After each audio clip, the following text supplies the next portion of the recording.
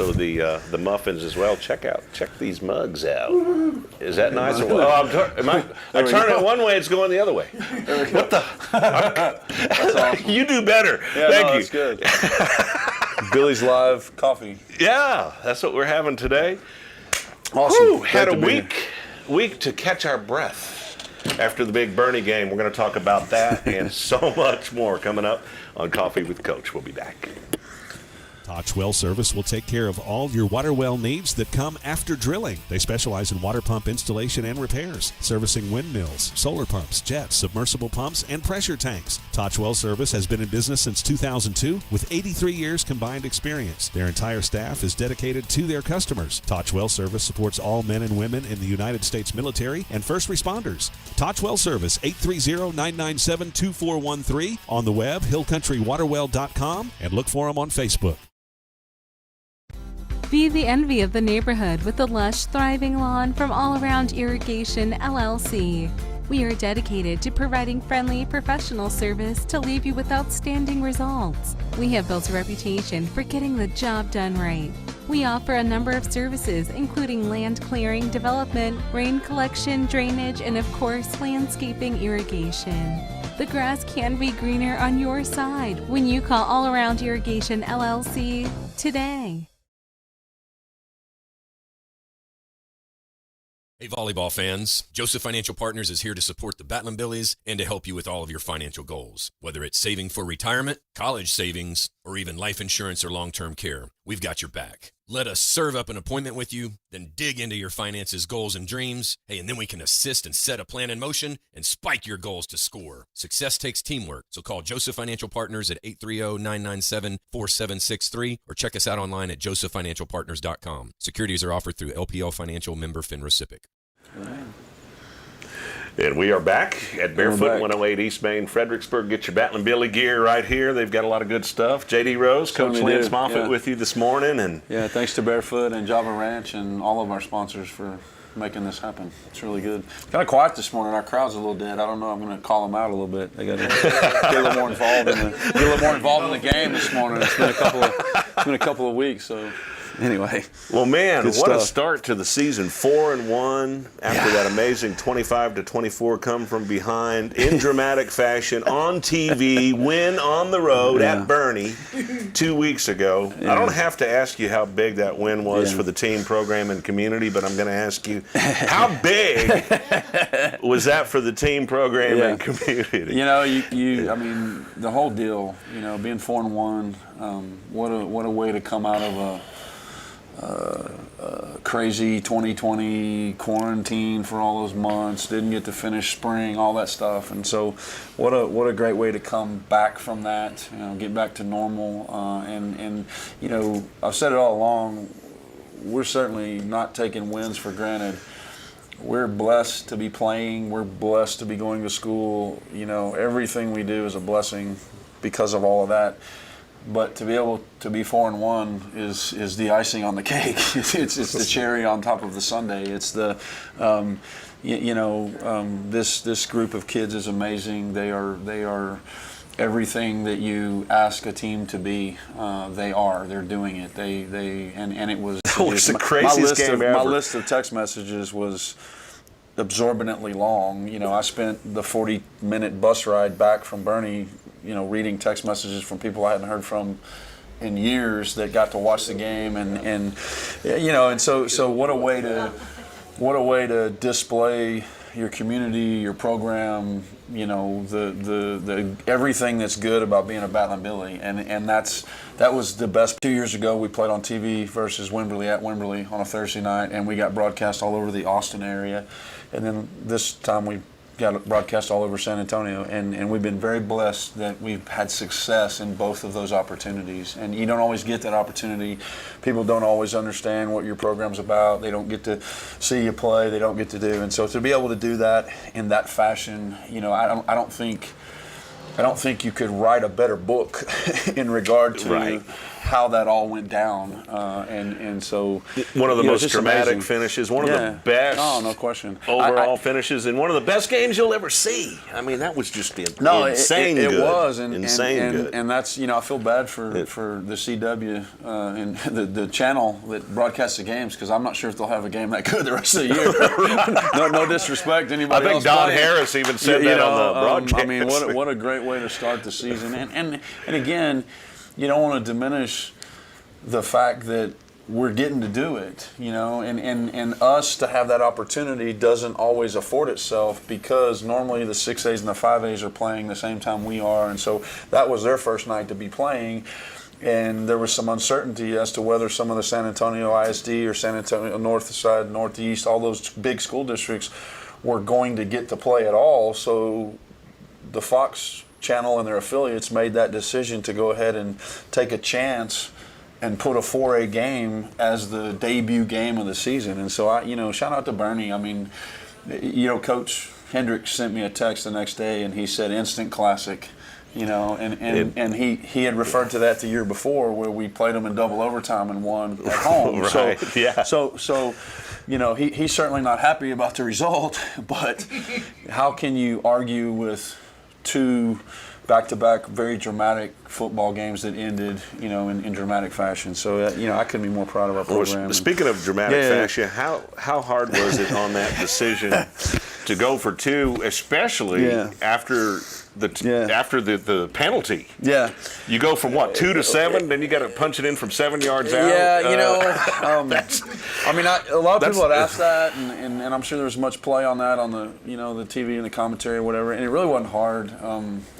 I believe in our guys. I believe in our coaches. I know the inner workings. I know what's going on. I know what's being said on the headset. I mean, we made that decision after we held them to a field goal with 5 minutes left. Like, we said to each other, make sure we have a 2-point play. We're not going to try to go to overtime. We're going to kick the field goal. We're going to, score a touchdown, whatever. Whatever we have to do, we're going to try to win the game. Because the other thing that got a lot of play on the TV was how gassed our kids were. Well, that was going to be my next point. And that was, and I said this at the radio show that day, if you remember correctly, having a 3-minute timeout for TV helped us win that game, because Bernie didn't have as many guys going both ways as we did. And our dudes, Cade Yinsky and Judd Beard, were wiped out at the end of the game, completely wiped out. Like, they had, and cliche-wise, you say that to the kids every week. You say, leave it out there on the field. They did. Our guys did. They did. I mean, they had nothing left in their tank, and so it really wasn't a hard decision. I've been blessed to do this long enough that I've been able to make those decisions before, and it's really not hard when you believe in your guys. And I don't think any of us all day ever thought we were going to lose that game. At any point, did anybody in our staff, on our team, within our circle, think that we were going to lose that game? And so it really wasn't hard. It was an easy decision based on our preparation and all the things we put in, and our trust in each other and our love in each other and all of that. And so it was just a moment that, I just happened to be the guy that got to make the decision. Coach Huff and Coach Gibbs and the offensive staff did a great job dialing up the plays that it took to get down there. Coach Riley and our special teams, we're going to talk in a minute about highlights and lowlights, but talk about turning one of the phases of the game around, where we, the week before, we missed a field goal and we missed an extra point and we lost by 1. Did a 180 we did a on that 180 deal. completely, and the confidence of it. But the confidence comes from the preparation. The confidence comes from being at practice every day and seeing us improve and watching us make that field goal in practice and kick that onside kick in practice, and knowing that you're going to be able to get it done when it matters. And so, it all came together, and I just couldn't be more. And then the defense, that whole thing started, and I said this at the pep rally today, and I certainly don't want to call out one of our young men, but number 2, Mason Ray, was a shining example of redemption, right? Because with 5 minutes left in the game, he muffed a punt. Our defense held him. We're going to get the ball back. We're only down 7 at that point. He muffs a punt in the red zone. They get the ball. The game could have gone a completely different way if they score. Nobody doubted. The defense goes out there. They make a huge stand. And then Mason forgets about that. And then with 50 seconds left or a minute left, he recovers the onside kick to go win the game. Yeah. And so it's just a, to me it's a God thing, right? It's all the lessons you want to teach the kids, and it all worked. It all worked. And you don't have to explain it to them. Well, we gave it our best shot, or we did it. So, and going for 2 at the end, Yeah. you're putting pressure on their defense to stop you. Oh, no question. Not to mention that the players were. Well, now, is this a mentality you take into district games if you're tied up? Playoff games down the road, or I know each situation's different and situational, but I think circumstantially you have to evaluate that in the moment. I don't think you can. It's what I told the kids. It would be so cool to take however many points we're scoring a game in non-district and carry some of those over, because you only got to win by 1. So it'd be nice to take the 55 from Monaghan's and the 56 from Gerald, and that would be cool to take some of those points with us. But you can't. It really doesn't matter. And so whatever happened in Bernie 2 weeks ago, has no bearing on tonight.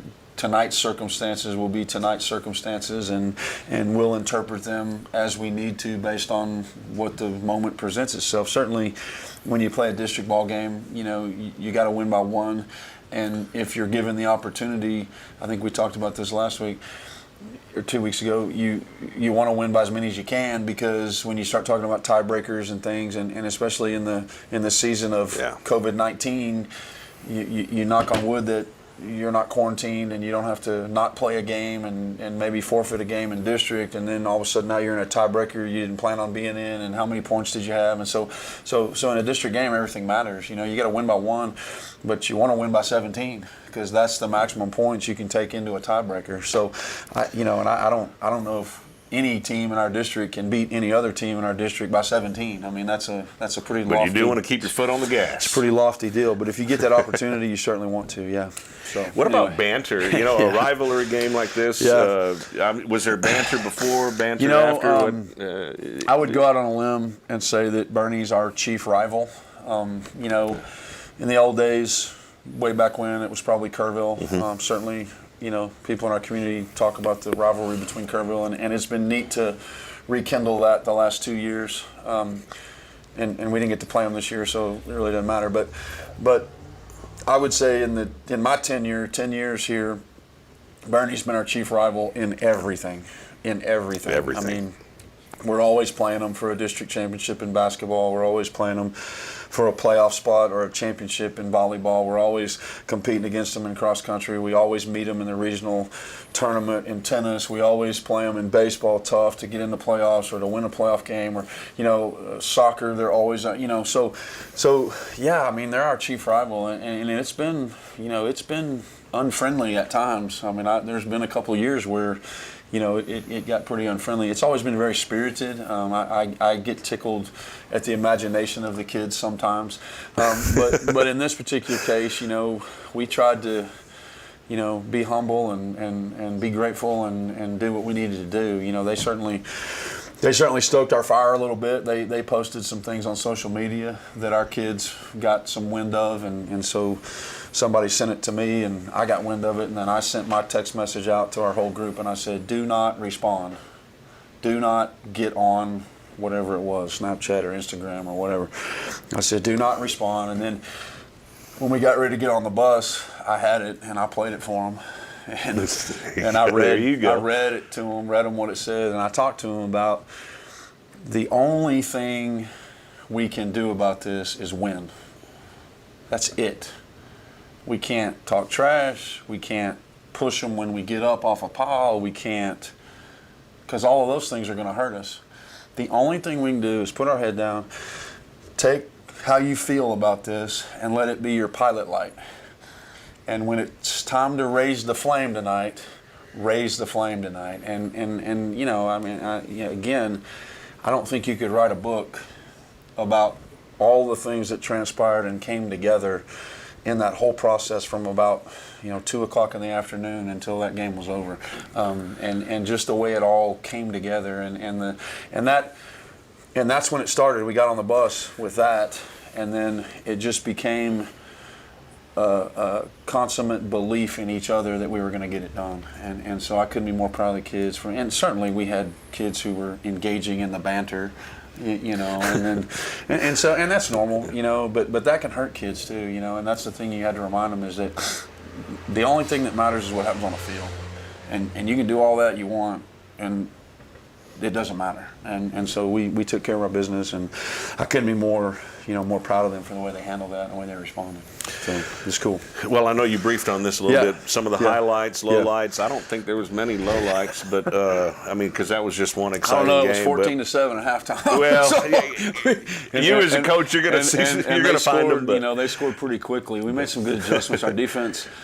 defensive coaches did a great job of making some adjustments. I was going to say, when we were doing the game on the radio side, we thought it was going to be a 55-50 type ball game, and then all of a sudden both defenses just kind of adjusted, and and that's it wasn't that kind of game. The other thing that got a lot of play in the newspaper was that was the first time in my tenure we've won at Burnet, and so kind of have that hanging over, playing in that stadium and never being able to win there. And then, they scored first, and they scored pretty quickly. And so, that's happened to us before where, we look up and the first quarter is still going on and we're down 21-0. And we, probably the most memorable was 2 years ago. We're down 35-7 at halftime. And we come back, and it would have been the greatest comeback in the state of Texas.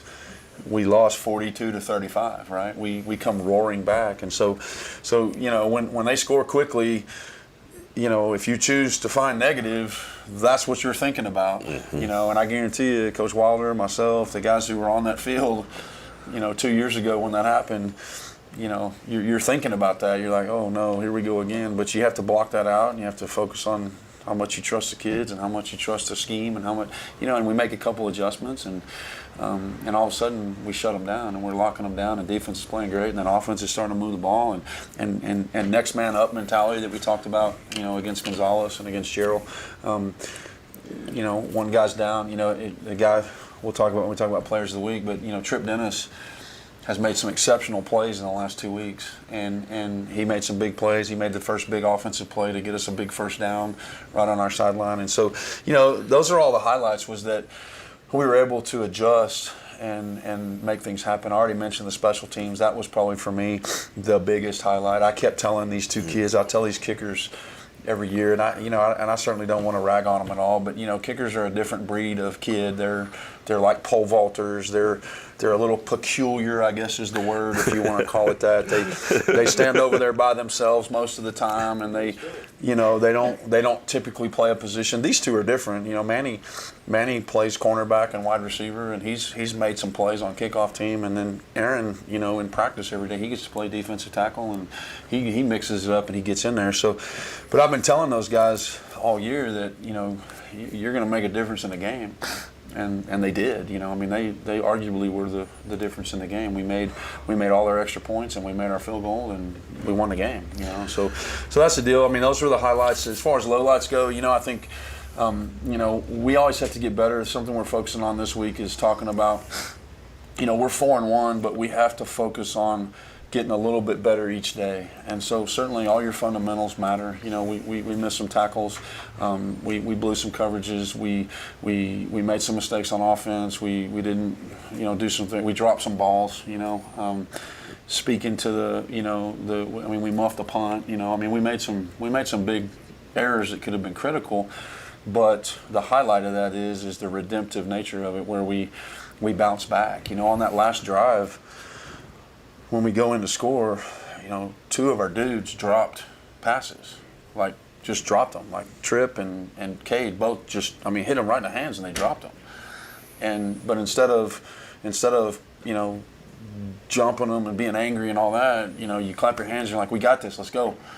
And then they catch the next one, or Tripp catches the one to win the game, or to tie the game or whatever, put us 1 point down. So those are the things that I think stand out the most, and as far as improvements go and things we got to, focus on is just getting a little bit better each day. I told the kids this morning when we broke for our meeting after the pep rally, which we'll talk about that too, but we can't play in October like we need to be playing in December.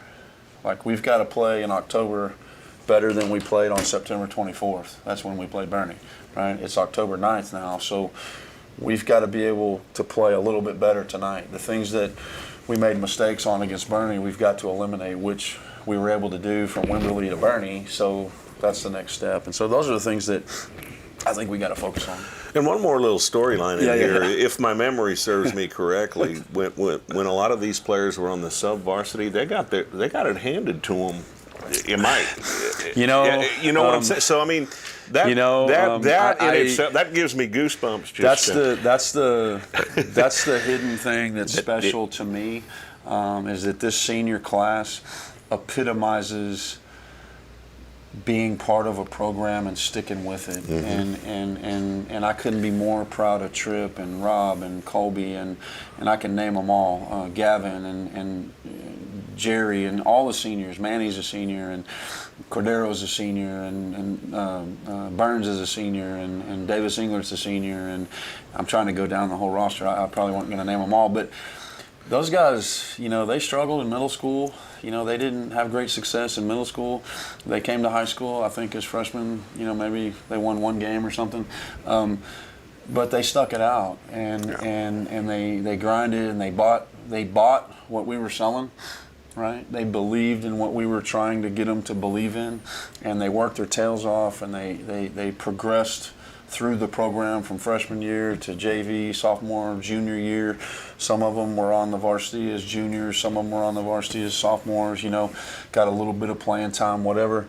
And now they've gotten to the point where they're leaders in our program like you want them to be. And the success of every program is determined by the leadership of your seniors. And I couldn't ask for a better group who's leading this group. They're just amazing, selfless young men who sacrifice their body for each other, and that's the whole deal. And so that's the backstory that you don't want to look back, but you want to look back so that you can reflect on how far you've come. Exactly. And that's what those kids will be remembered for and recognized for, is how they're playing now and how we finish this deal. And that's why our word is finish this year, right? Because we're going to finish right. So anyway. And the real season starts tonight. No doubt. It's the real deal, district play. We're going to talk about the players of the week, though, from last week. We'll come back and talk about Bandera in just a little bit. We'll be back with more live at Barefoot 108 East Main, Fredericksburg. Coffee with Coach on TexasRadio.net and Billy's.live.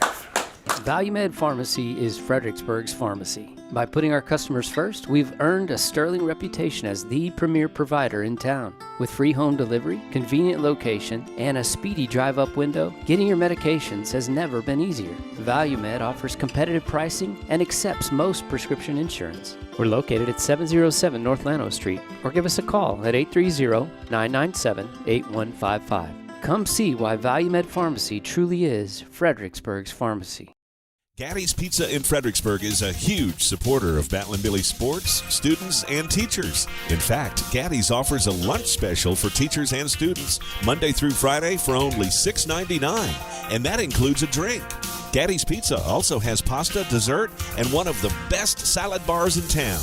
Enjoy the game room. Kids of all ages love it. Gaddy's takes pizza seriously. 2931 Highway 16 South in Fredericksburg. Billy Pride Iberales.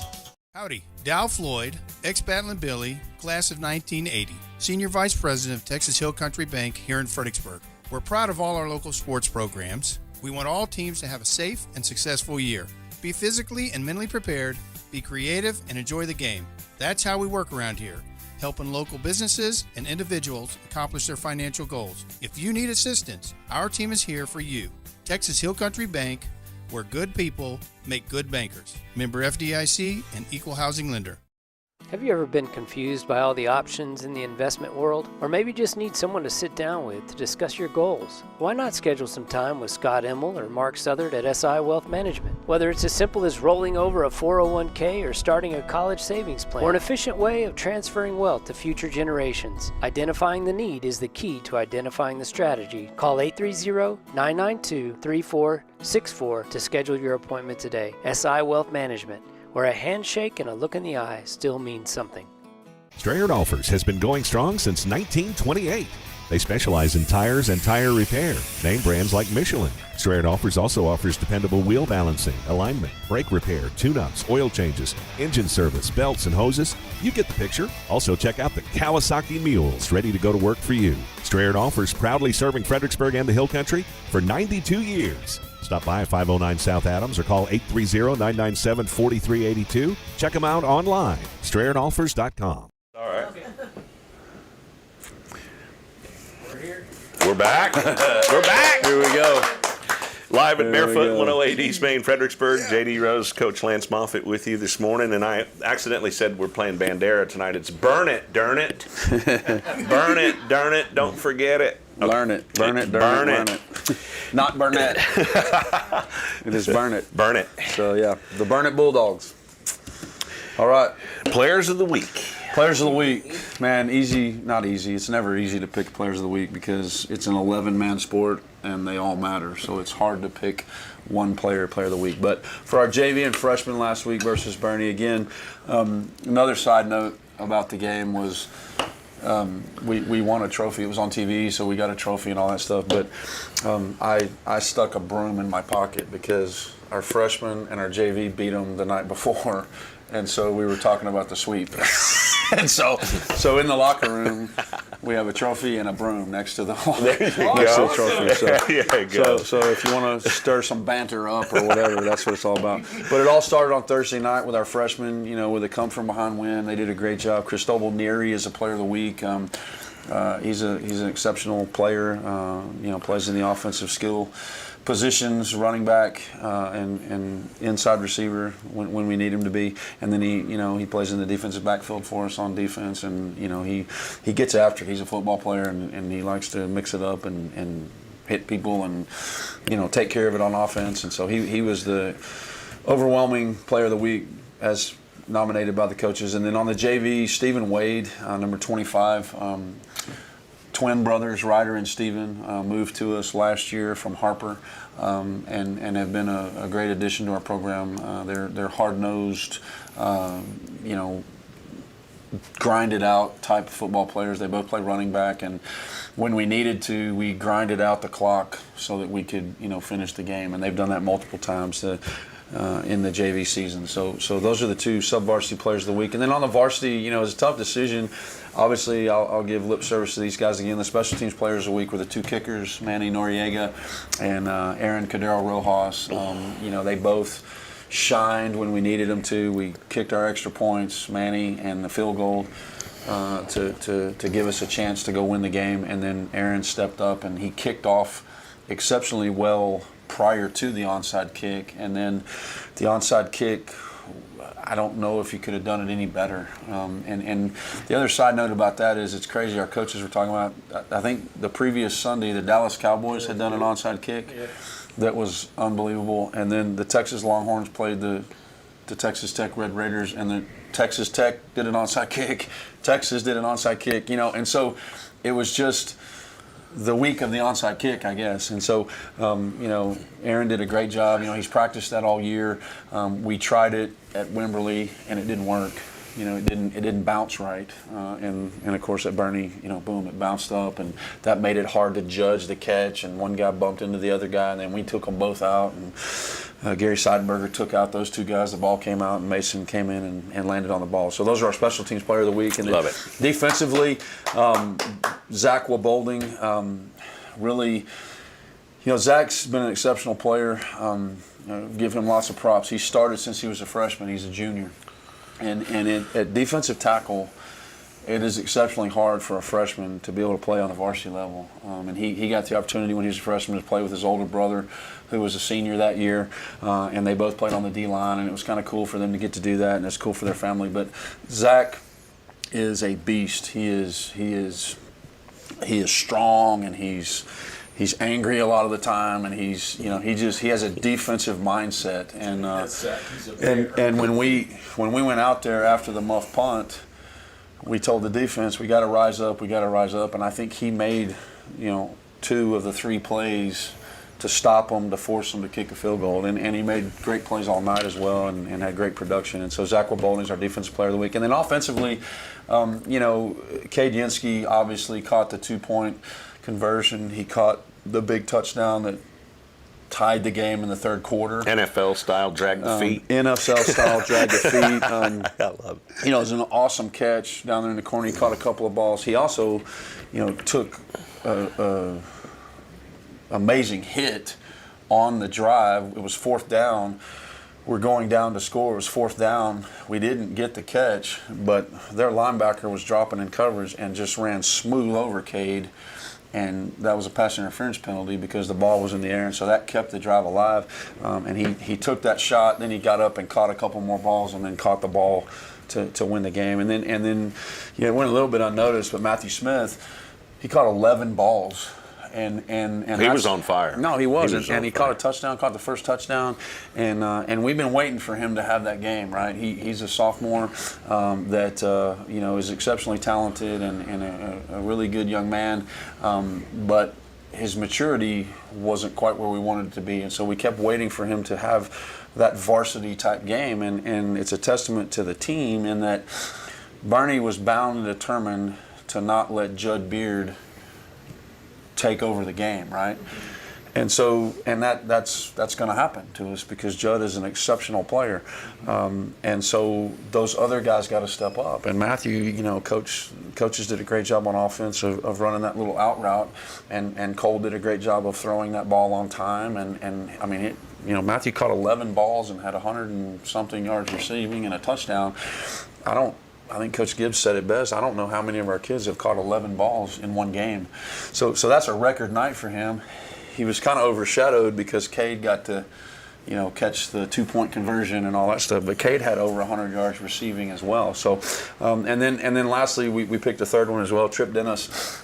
Trip, lunch pail guy, go to work. What can I do, Coach? How do I get better, Coach? Always going to work and just getting better, and epitomizes that senior class a little bit in terms of their work ethic and who they are as young men. But couldn't be more happy for him.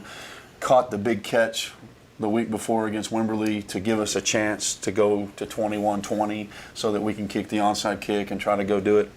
And then this week catches the touchdown ball to give us the chance to go for 2 to win the game. And then I mentioned earlier he caught the first big pass of the game when it was seemed like third and forever, and we threw a ball on our sideline, and he makes a great catch and gets his foot down, and so we keep the drive alive and we go score and we answer. So all those guys, shout out to them for their key roles that they all played in this big victory. But it was certainly a team win, and I would be remiss to not shout out to our line. Our line on both sides of the ball did an exceptional job against a really good Outstanding. Against the Bernie line as well. And I'd be remiss to not shout out to Cole Emmel. And no disrespect, but their quarterback is a recruitable quarterback. He's a guy that everybody's talking about and all the stuff he's talking about, and I hate to admit this, but our quarterback was better than him that night. And so we say what you want, Cole Emmel played a great game and ran our offense like it's supposed to be run, and he was the best quarterback on that field. And he's a year behind their quarterback in terms of starting. Their quarterback started every game last year for him, so couldn't be more proud of him and the team for what they did.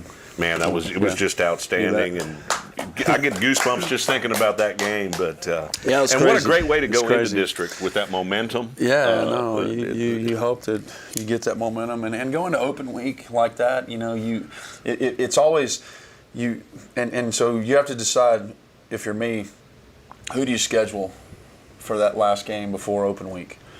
Do you schedule somebody that you know you're going to beat every year?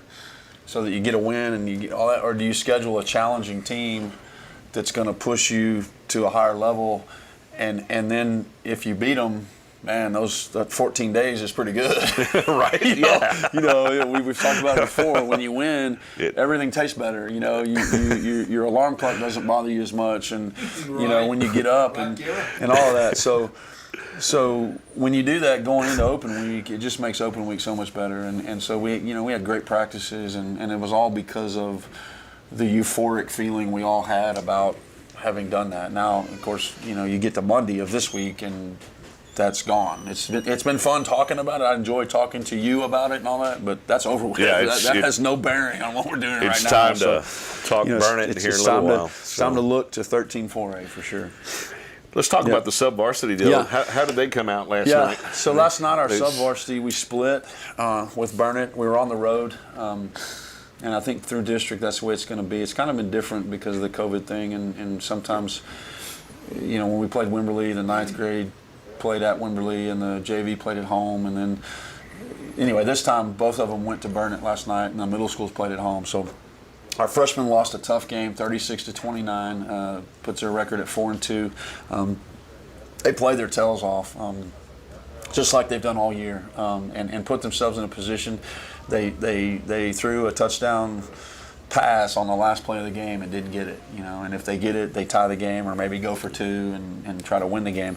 But they lost 36-29. They started out in a hole. They got down 12-0, had a couple of miscues early in the secondary, I believe, and Burnet got some big passes, and so then they battled back midway through the fourth quarter. I think we were up 21-18. And then, from what I understand, the last 5 minutes of the game was just back and forth, and it appeared as if who had the ball last was going to win, and we just didn't make a play at the end of the game. But otherwise, they battled just like they're supposed to, and they need to keep their heads up and not hang their heads and battle and get better and get ready to go play. Who they're going to play next week. Next week they're going to play Mason. LBJ doesn't have a freshman team, so we scheduled them a game against Mason, and they've gone through some adversity, the freshmen. We may or may not get to this, but we've had some quarantine situations going on, and in the football program in particular, we had 11 freshmen who were quarantined up until this week. And so, we went from having 35 kids down to 24, and then whatever happened, we're practicing with 22 kids. It's hard to practice football if you don't have enough kids on defense, So practices haven't been, what they normally are, and so, they've battled through some adversity, and for them to go compete the way they competed was a testament to their coaches and them and who they are, and so we're proud of them, even though they lost for sure. And then the JV, pulled off another, 42-34 win at Burnet on the road, competed their tails off throughout the game and finished with another victory. So couldn't be more proud of those guys. And then we played 4 middle school games at home. Man, that's tough when you play 4 games. That's a long day. They start at 4 o'clock. They kick off the first game at 4 o'clock.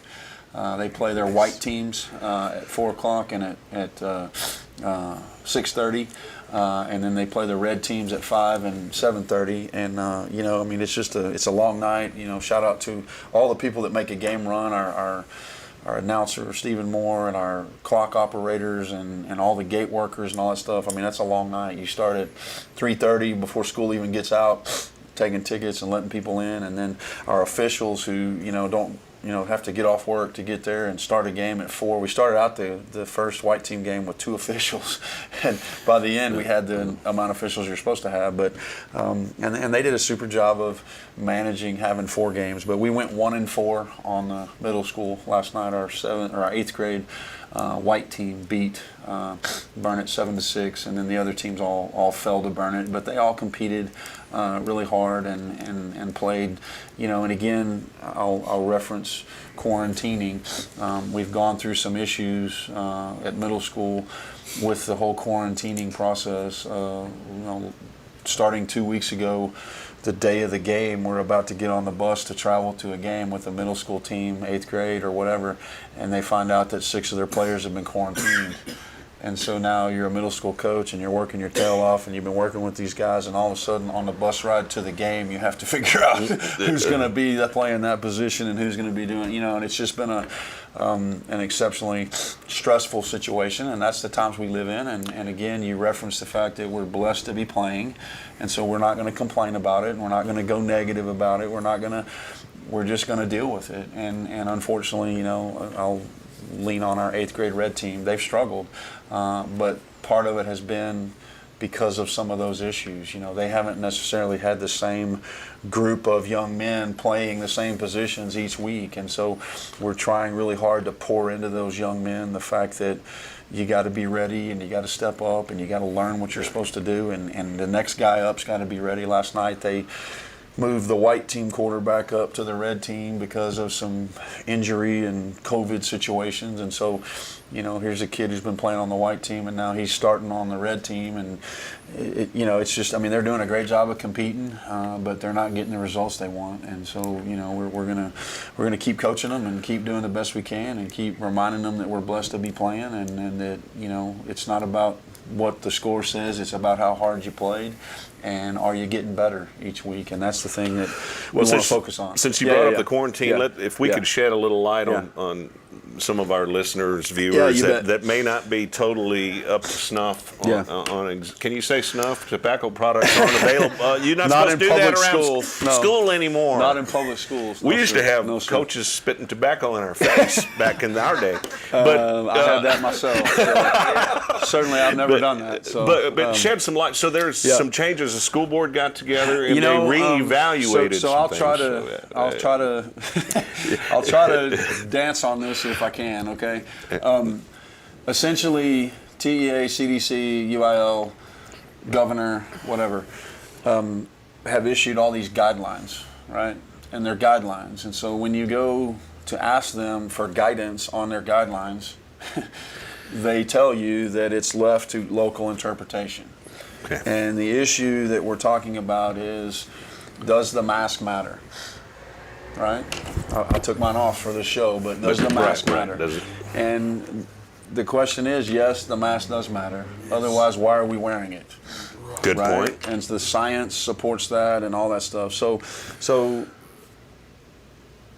our interpretation of the mask was such that the mask didn't matter within close contact. Close contact is 6 feet for more than 15 minutes accumulative time, right? That's what it read in the CDC and the whatever. And so we researched it and we looked at it and we saw that other school districts were interpreting it that the mask matters. And so we ran it up the flagpole to the officials at the highest level, and I talked to UIL, and our school administration talked to TEA, and we got it determined that it's up for local interpretation. And each circumstance, and here's my word, has to be mitigated independently. There it is. Of the situation. And so certainly our administration, I will give them much praise. Dalen Kirchner, Joe Gonzalez, Cheryl Wallace, our entire administrative team who are having to deal with this on a daily basis on their campuses are doing the best they possibly can. And every decision they make, as in leadership, you're going to make half the people mad and you're going to make half the people happy. True. It's just like being a referee or an official in a game, right? When you make the call, half the people in the room are mad at you. And so our administration, they've done a great job. We, at the high school, we had 13 positive cases, which resulted in 161 quarantines, right? And we essentially lost our freshman volleyball team. We lost our JV volleyball team. Certainly, we want to keep kids safe. We want to keep kids healthy. But there were some questions about, does the mask matter? And again, if we're going to wear the mask, we're going to follow the guidelines, then the mask has to matter. And so we shout out to our school board and our central office administration for being willing to make that tough decision and debate it. It's a tough decision, but other school districts are doing it, and we've talked to them about interpretation. And so the big thing they changed is that the mask can now be one of the mitigation factors. And so if our kids with a mask on are within 6 feet for less than the 15 minutes and they have their mask on, then if the person that tests positive has their mask on, and the person who's in that contact has their mask on. As long as they meet those criteria, mask on, 6 feet, whatever, then they don't necessarily have to be quarantined. We still have to mitigate the process. There's so many other factors that go along. You know, were they in an athletic event? Were they in a locker room? Were they in? Right. It's a huge process that when that happens, when we find out there's a positive test, that triggers this whole process that Joe Gonzalez, Sarah Souther, Chris Wyrick, Dalen Kirchner, Cheryl Wallace, all those people have to go through. Natalie Hanley is our athletic COVID compliance coordinator. That's her new title. Unfortunately, I just gave her a title. I didn't give her any more money or another trainer. But she's been working her tail off with those people to mitigate all of these processes. And we've been working really hard. I mean, we're taking temperatures every day. We're having the kids screen every day. I mean, I've got data for 10 weeks now of the football team on every kid's temperature once a week and the COVID screening. And so when we get a positive case, we can now mitigate the process and say, we didn't have symptoms. This kid was gone on Thursday. He wasn't here Friday. He wasn't here Saturday. He wasn't here Sunday. He wasn't around us when we had symptoms, right? So we're not going to quarantine the whole team just out of fear, just out of what the program says, you know, and so that's a nutshell. I certainly, thank you for shedding some light, a little because bit, but we were able to bring a lot of those kids back and this week because of that, and we appreciate our school board for considering that particular situation. We appreciate Dalen and Joe and all the administrative team for reworking that deal and being willing to, you know, make a decision. This is a fluid situation, and if anybody thinks that any of us have any answers to this situation, they are incorrect. I mean, we didn't know this was coming. There is no book that you can pull off the shelf that tells you how to deal with this. I mean, I said it all along. You remember when we talked on in the spring on Billy, I forget what the thing we did in the spring where we talked about COVID, but we're trying to hit a moving target, and the target's moving all the time, and they're changing this, and the governor's now saying 75% capacity. I mean, I asked Joe Gonzalez this morning, I said, does that mean that we can go to 75% capacity in the stadium now? Because I want to get more people back in the stadium, and so that's going to be my next thing is I'm going to call UIL today and I'm going to say, okay, when are y'all going to change our thing on this deal? You know, because if we're going to 75 in businesses and we were at 50 in businesses and we said stadiums have to be at 50, are we going to go to 75 too? So you know, it's a tough time to be a leader, and you certainly have to have some fortitude and a backbone and be able to make the decisions and stick to them and be willing to admit that maybe you made the wrong decision in this instance, but we got to change it for what's best for kids. And going back to that, you know, I'll just remind everybody that if you haven't been in the school business, it is 100% about every decision that we make has to be what's best for all kids, and that means all kids. That's not this group of kids or that group of kids. That's all kids. And it's not just best for the athletes or the band or the ag kids it's what's best for all kids. And when you start to consider all that, it's very difficult to make the right decision. And so it's very hard to lead in these times. And I shout out to all of us who are making those decisions right now, and it's tough. And no matter what we do, somebody's going to criticize us, right? That's part of the deal. And I will go back to the spring. That's why I'm so proud to be a coach, because that's what we deal with every Friday night, right? Every decision we make gets criticized by everybody in the stands and in the newspaper on Monday and on the radio and on the, you know, so we've been kind of dealing with this kind of stuff for our entire career, but it's expanded itself to everyone in the school business now. So, well, hats off to the Fredericksburg Independent School District, no doubt, doing a great job. No doubt. Hey, there's a ball game tonight. It's a district ball game tonight against Burnet tonight. It's game day, baby.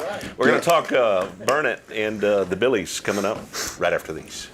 When you have an accident in that vehicle you rely on, there is peace of mind in the Hill Country. Lance's Body and Paint, they offer all types of collision repair. They work with all insurance companies. Lance's Body and Paint is iCar certified, so you know you're getting the latest repair technology in Fredericksburg and in the Texas Hill Country. Lance's Body and Paint, Highway 290 East in Fredericksburg, supports our Fredericksburg Battling Billies. Call 830-990-2900.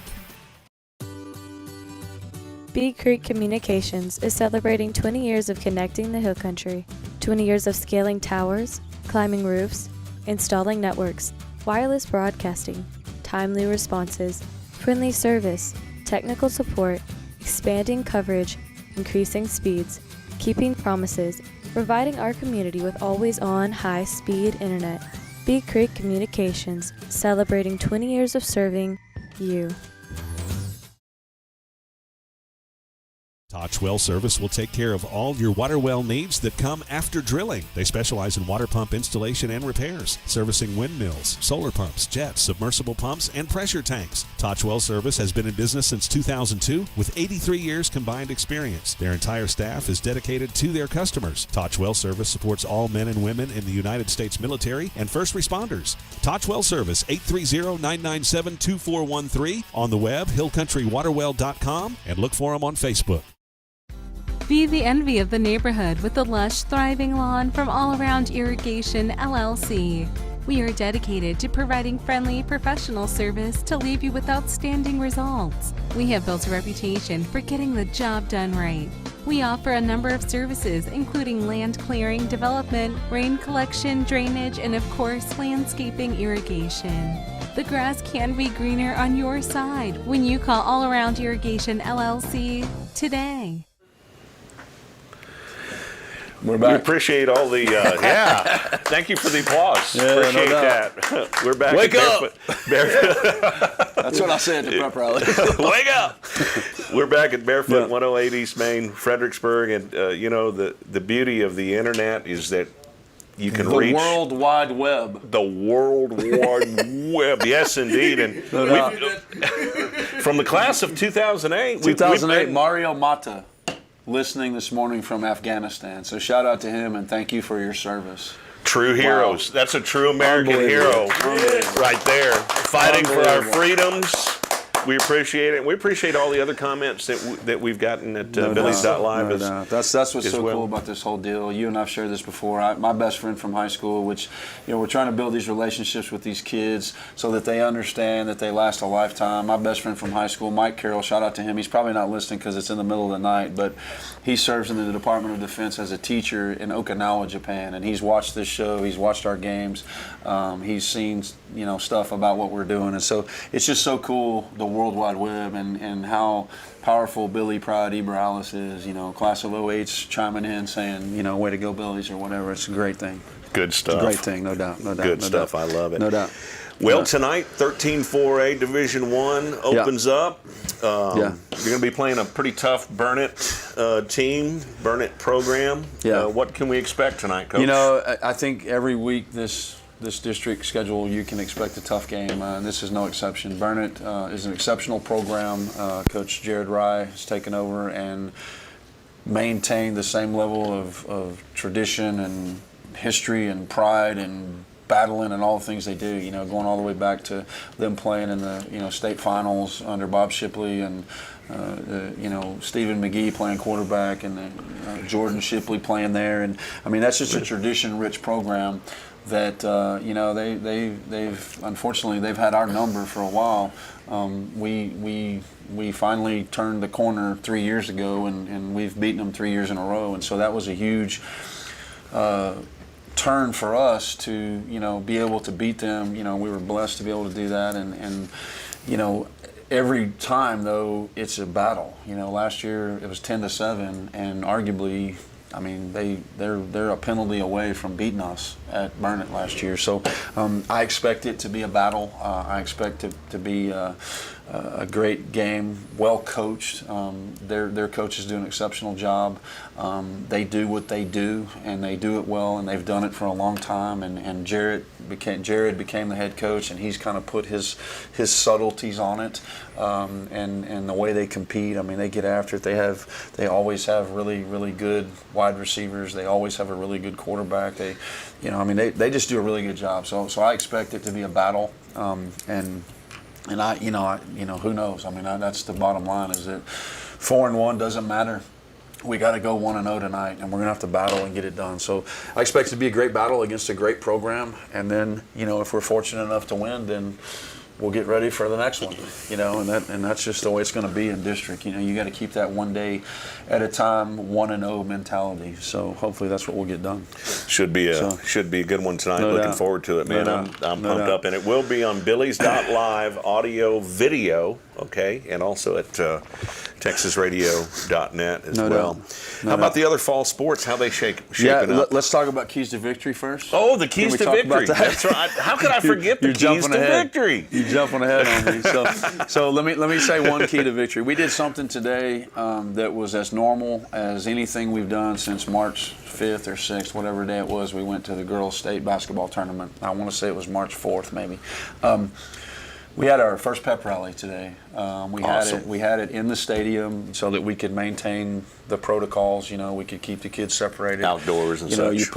You put 1,000 kids in the gym, and they're not going to be social distancing and all that stuff. So we made the decision, and I want to shout out to our cheer team. We much ado about this, but cheer, over the process of COVID and all this, cheer has become one of our sports. Cheer is under athletics now. We were able to hire Coach Wilder, our elementary school PE teacher, Jody Wilder, who is married to our cheer liaison, Bill Wilder, our defense coordinator. He's also our strength and conditioning coach. But Jody's an exceptional cheerleader coach.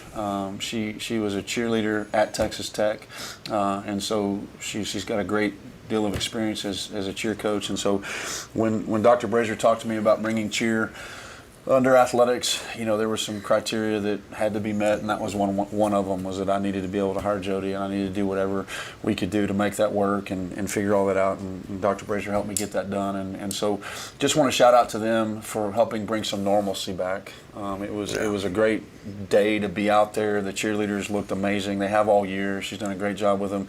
The color guard, the drill team, the band, the ROTC, all of the teams were out there. All the classes were out there, and it's different than being in the gym. It's not as noisy, and it's cavernous because it's so big, and it's not quite the same thing, but it was really, really, really nice to be back doing something normal. And so I couldn't be more proud of Jody and her staff and the girls. Michelle Gary is her assistant, and they've done a great job getting us back to normal. And they've done a great job at every game as well. So I just want to shout out to them. But keys to victory over Burnet, they're the same every week. Coaching is about being cliche, right? I'll talk about Burnet, though. Burnet, I mentioned earlier, they're exceptional at what they do. They run a spread offense that is very similar to ours. They run a lot of the same plays we do. They like to run an outside zone play. They like to run an inside gap scheme play where they pull somebody. They like to run downhill. But the thing they do exceptionally well is they like to throw the ball on the perimeter and treat that like a running play, and get those exceptionally talented wide receivers, again, going back to Bob Shipley and Jordan Shipley back in the day. They've continued that tradition of having exceptional wide receivers who they get the ball to on the perimeter, and now it's just like a running play. They just got the ball out there without handing it off, and their quarterback's exceptional. Jackson Denton, I believe is his name, he was their quarterback as a sophomore. He's a senior.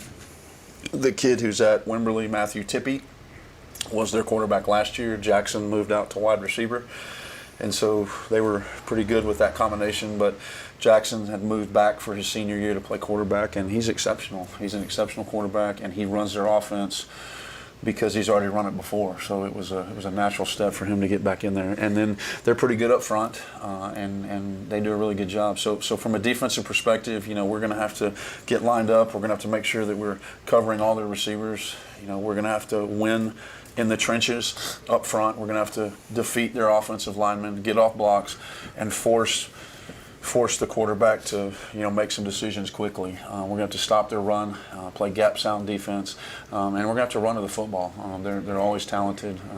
This year's no exception. They're talented at wide receiver. They're talented at running back. They're talented at quarterback. And so we're going to have to play really solid on defense. And then defensively, they run a 3-3 stack defense, and they're very multiple though, and they move around a lot, and they'll be in an even front sometimes, and they'll bring a linebacker down and be in a 4-2 look. They'll bring both linebackers down and be in a 5-2 look. They'll reduce the defensive tackles down to be in a what we call a bear look or an eagle look. And so, they move around a lot, and so from an offensive perspective, and they're very talented on the defensive side of the ball. Their defensive line in particular is really good. Their secondary is always good, and their linebackers, are historically, pretty good too, and this year's no exception. So offensively, we're going to have to identify what they're in. Our offensive line is going to have to communicate. They're going to have to take really good steps, and they're going to have to execute their assignment really well and be able to adjust to their assignment, because what Burnet tries to do is they try to line up here, and then you don't know if they're going to move here or they're going to move there. And so you have to be very disciplined up front. And whatever play we're running, if we're going to the right, we have to step here, and if he goes there, then I have to trust that guy's going to get him. And so instead, what they want you to do is, if I'm going this way and he goes that way, they want me to go here, and now that turns that guy loose. And so that's kind of the concept that they're trying to accomplish. And so we're going to have to be very disciplined on offense. We're going to have to mix it up, I think. Well, I was going to say they'll probably have some audibles going on as well. Yeah, if they shift around that much, then they shift around a lot, and they certainly, I don't mean this disrespectfully, they do it on purpose. They talk when they shift, and they hope they catch you jumping off sides. So they'll move and they'll say something, hut, go, hut, whatever. And if your guys aren't disciplined and you're not paying attention, one of you will jump, and now you just lost 5 yards for a penalty. So, and they do it on purpose, and certainly I'm going to be, talking to the officials about it, because it's illegal if they're emulating the snap to draw us off sides. That's illegal. They get by with it because it's their call. It's just the inflection with which they make their call and when they make their call that causes it to be potentially illegal. So we've certainly we've worked on that, and our kids have seen that all week, and they saw it last week, and so we'll be able to combat that. We're going to have to be really disciplined. We're going to have to run the football again. We threw the ball exceptionally well against Burnet, and of course Gavin French was great to have back, and he ran the ball really well, and the rest of our running backs did a good job. But we're going to have to run the ball well tonight and mix it up. We're going to be balanced on offense. And then special teams, same deal. They're solid in special teams. They always have a great kicker. They always have, their quarterback typically punts out a quick kick sometimes, or they'll punt. They do a rugby-style punt where they try to roll out this way and kick it down the field. So we're just going to be really disciplined in all those things, and hopefully we can steal some momentum in the kicking game and make some things happen, like we did against Burnet in the kicking game. So those are the keys to victory. District opens up tonight. No doubt. We'll be ready for it. All right, wrapping up here with fall sports. Volleyball, team tennis, cross country. How are things shaping up there? So let's talk team tennis first. Team tennis, we talked about it a couple of times. They certainly haven't lived up to their normal expectations. Coach King, has got them going. They locked in a playoff spot. They're going to finish third in district, which is not the norm for them. They're typically the district champion. They typically don't lose a district match, but Burnet and Wimberley have come on. Burnet ended up winning the district title by beating Wimberley 10-9, I think, this week. And so we ended up clinching our spot by beating Davenport last week. And so we're preparing for the playoffs, if you will. We start in the area round, and they follow the playoffs just like the other team sports do. They play a by district, an area, and they kind of go down the list all the way up to the regional finals. And so that's about to start. So they're going back the right direction. They kind of righted the ship a little bit in terms of how they've played, and so hopefully they'll make another playoff run and be able to, get something done. And that's the coolest thing about high school sports, is that if you can get in the playoffs, it's a fresh, brand new start. And whatever you did before the playoffs, as long as you get there, you get to, redeem yourself. We talked about that a little bit. And then volleyball, shout out to them. They've struggled. This quarantine thing hit them hard. They didn't play. The quarantine for them happened on the day of the first district game. And we were supposed to play Bandera at home, and we canceled our freshman game, and we canceled our JV game. And we didn't have a game until this past Tuesday. And so we were able to play again. They didn't even get to practice. The school board meeting was Monday night. They made that decision. And all those girls that had been involved in the mitigation situation, the way it worked, were back in school on Tuesday, and they traveled to Wimberley and they played. And of course, they lost again, unfortunately, but they hadn't got to practice together and all those things. So they've gotten to practice since then. And I shouted out to them this morning at the pep rally that, they're back on their playoff run. They're in a situation where they need to win tonight in order to give them chance to fight their way back into a playoff spot. And if they can win tonight and kind of turn things around a little bit and start moving in a positive direction, that's what Coach Raymer's going to try to get done in Bandera tonight. So good luck to them. And then cross country has been running exceptionally well. I believe district is next week. I wanted to check that and I didn't, but I believe their district meet is next week, and they're hitting their marks. I think both teams are right where Coach Aldridge wants them to be. We always talk about him and his process of where he wants them to be from the beginning to the end, and he always wants them peaking. They normally do so well that he wants them peaking at the regional cross-country meet. So hopefully they'll be ready for that, and they'll take care of that and continue to do all the things. And then I want to shout out to our swim program. There's a nice article about our new coach, Coach Mister, who is a real swim coach. She's not a swim liaison. Shout out to our swim coaches we've had before her, but they really haven't been swim coaches. She's a real swim coach, and she's coached some really good swimmers at some other places, and they go to their first meet tomorrow. She's got 25 kids swimming, and she's doing a really good job with that program, and so we're excited to see what they're going to do. And that's the first of the what we would call winter sports starting. Yeah. We've got girls basketball coming in another week, and then boys basketball will be coming the week after that. And then coming. And then again, just shout out to all of them for helping us get back to normal. That's what this is all about, helping us get back to normal so we can finish the year in a normal fashion. So really proud of all our programs and all our coaches. I am too. Without a doubt. It's cool. Well, Coach Moffet, thank you very much. You bet. Thank you. And that's going to wrap it up for today. We went long today, didn't we? We went a little long, but that's all right. Nobody's going to slap us on the wrist or anything. Because I talk too much, my wife said. Hey, but I love it. Good information. That's what matters. Next week I'll drink more coffee. Well, that's going to wrap it up here at Barefoot 108 East Main, Fredericksburg. Don't forget, we got your football game against Burnet tonight. If you can't make it to the stadium, it's on Billy's.live, audio and video, baby. I know a lot of folks have been missing Billy's.live for the football recently. We're back. Looking forward to that. Also at TexasRadio.net with King and Cayman and your play-by-play. God bless everyone. Awesome. Have a good one. Take care of yourself and all the folks around you. Adios.